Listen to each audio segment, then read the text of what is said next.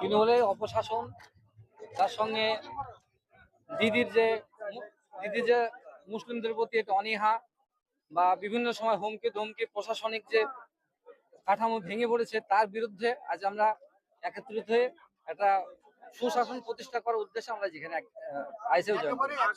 আমাদের 20 জন পঞ্চায়েত সদস্য আছেন, তার মধ্যে আজকে আমরা 14 জন এখানে জয়েন করলাম। আমাদের পঞ্চায়েত আইএসএফ হয়ে গেল, আজকে থেকে আমরা আইএসএফ পঞ্চায়েত। আমার পঞ্চায়েত আইএসএফ অন্তত কমসে কম 5,000 ভোট লিড, 5,000 ভোট আইএসএফ কে লিড করাবো। শুধু আমার পঞ্চায়েত না, চাপড়া ব্লকের একাধিক পঞ্চায়েতে আইএসএফ লিড করবে এবং আইএসএফ জয়ী হবে চাপড়া। আজকে আমাদের এখানে জয়েনিং করবে 4 জন অঞ্চল প্রেসিডেন্ট, সেই সঙ্গে আমার 30-32 জন পঞ্চায়েত সদস্য, পঞ্চায়েত সমিতির সদস্য, এবং সেই সঙ্গে আমার 10,000 কর্মী আজ আমাদের উপস্থিত ছিলেন এখানে। এবং আমাদের দৃঢ় বিশ্বাস আমাদের এই টিম আইএসএফ কে বিপুল ভোটে জেতাতে সহযোগিতা করবে।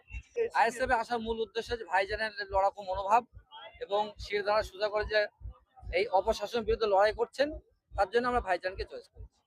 মুখ্যমন্ত্রীর কথার সঙ্গে কাজের বিস্তর ফারাক এবং অমিল আজ মানুষ বিশ্বাস করছে না, আর সেই জন্য মানুষ একটা নিরাপদ জায়গা খুঁজছে। সেই স্বার্থে আজ নওশাদ ভাইকে এবং ভাইজানকে ভালোবেসে এবং ওনার লড়াকু মানসিকতার জন্য আজ আমরা আইসিএফ কে চয়েস করি।